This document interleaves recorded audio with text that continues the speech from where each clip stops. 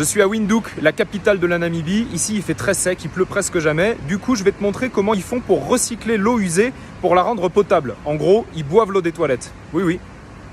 Voilà, quand l'eau arrive dans la station d'épuration, elle ressemble à ça.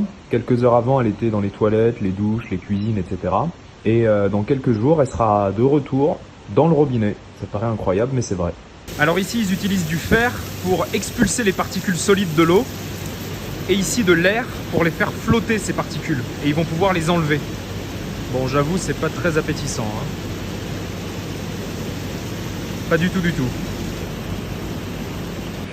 Dans ces bassins, c'est des filtres à sable. Donc c'est un processus naturel. Le sable filtre l'eau. C'est déjà beaucoup plus clair.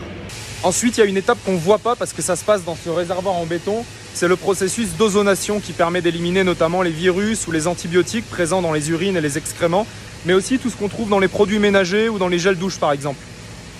Ici, c'est encore une autre étape. L'usine injecte des bactéries dans l'eau pour qu'elles s'attaquent aux derniers contaminants qui sont présents et qu'elles les éliminent.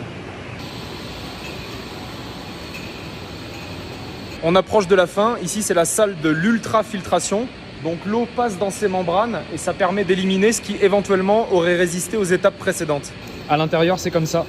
Ce sont des milliers de tout petits tuyaux minuscules.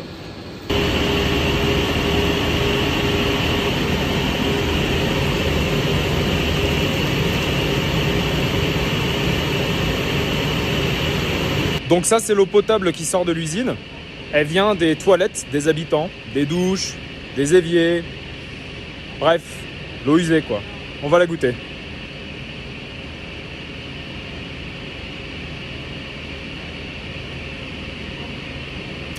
Elle est bonne. Le même goût que l'eau du robinet en France.